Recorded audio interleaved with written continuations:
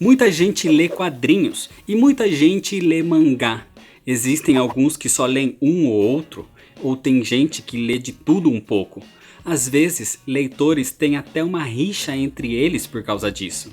Mas muita gente, sendo leitor ou não, tem dúvida sobre o que realmente é um quadrinho e o que realmente é um mangá. E a resposta mais direta possível é: não existe diferença.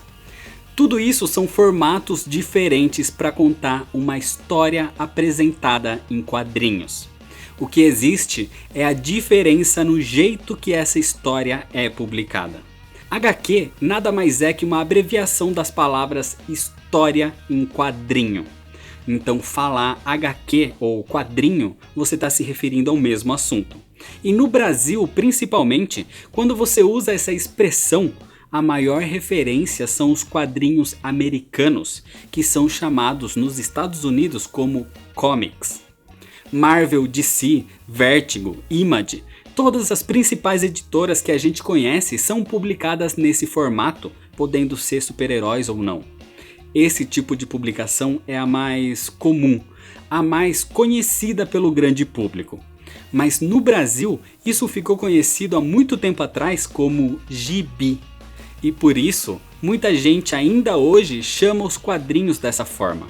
Só que gibi nada mais é que o nome de uma revista criada em 1939 pelo Grupo Globo e que trazia algumas tiras de histórias em quadrinhos. Nessa época, a palavra gibi era um tipo de sinônimo para moleque. Só que depois da popularização da revista, a palavra gibi acabou se tornando sinônimo para HQ.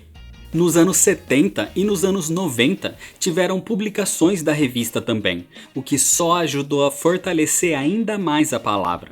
Então a gibi nada mais era que uma revista que trazia histórias em quadrinhos.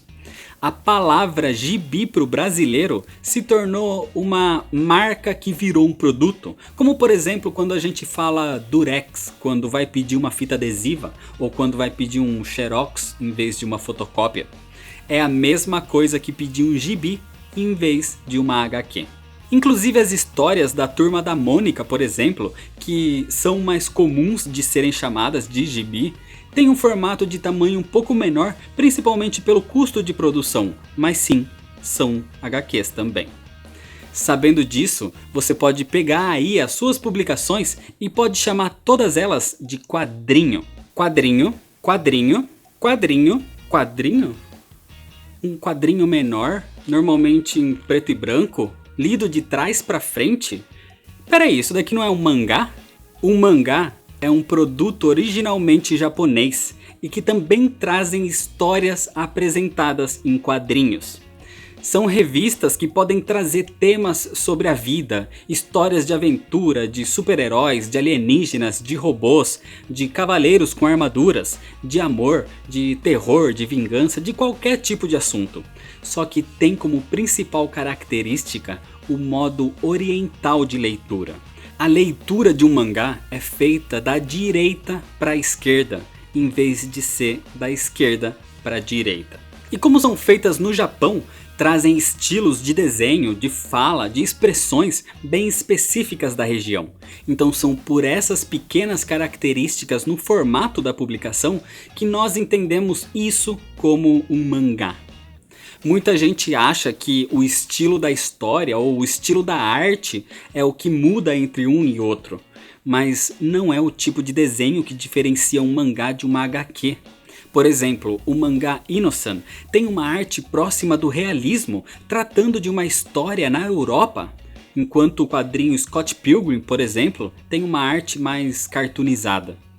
O estilo da história também não define isso. Mas tem uma questão cultural aí. Nos Estados Unidos, as HQs refletem a realidade do país, com a maioria dos super-heróis, por exemplo, atuando nos Estados Unidos, enquanto uma grande parte dos mangás produzidos no Japão também refletem a história do seu país e da sua cultura, trazendo esses temas para as publicações. Uma das coisas que muita gente confunde é a quantidade de histórias em um mangá e em quadrinhos americanos. E diz que isso pode ser uma diferença, mas não é o que define.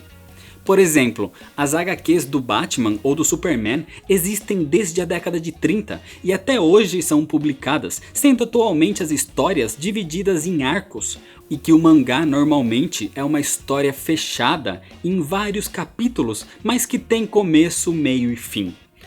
Realmente, a imensa parte de mangás é feita dessa forma. Vários capítulos, mas que normalmente terminam em algum momento. Só que isso também acontece com os quadrinhos americanos, principalmente quando você pensa fora das histórias de super-heróis. Sandman, Preacher, Y, quadrinhos europeus também, são todas séries mais longas, mas que têm um começo, meio e fim. Então o termo mangá é basicamente o mesmo que o termo comics ou histórias em quadrinhos. A única diferença é que se refere a um estilo oriental de escrita e de publicação. Dessa forma, a maior diferença entre tudo isso é a forma que chamamos. Temos os comics nos Estados Unidos, os mangás no Japão, a banda desenhada em Portugal, os fumetti na Itália. Todas essas denominações se referem à mesma coisa, a histórias que se desenvolvem numa página dividida em pequenos quadros. As histórias em quadrinhos. As primeiras formas de publicação de quadrinhos no Brasil foram feitas num formato menor, com páginas menores nos chamados formatinhos. Isso foi feito principalmente para diminuir o custo de produção. E com o tempo, as histórias foram chegando em formato americano ou até em formato europeu. Assim como existem diferentes tipos de formatos de mangás, como o tankobon e o meio tankobon. Mas tudo isso relacionado ao formato das publicações pode ser melhor detalhado em outro vídeo. Independente do nome que você quer dar, se você prefere histórias de super-heróis, se você prefere as histórias japonesas, se você prefere as publicações europeias, isso não importa. O que importa é que você leia. Porque cada página é um mundo novo, uma realidade diferente que te acompanha para a vida, que te entretém e até mesmo que te passa uma mensagem. Por isso, não importa a sua preferência, o que importa é que você leia quadrinhos. Então é isso, se você ainda não é inscrito, se inscreve no canal, deixa seu like se você gostou e comenta o que você prefere ler, quadrinhos americanos, nacionais ou japoneses. E me segue lá nas redes sociais para ficar por dentro das novidades. Compartilha esse vídeo com seus amigos. Muito obrigado, valeu e até mais.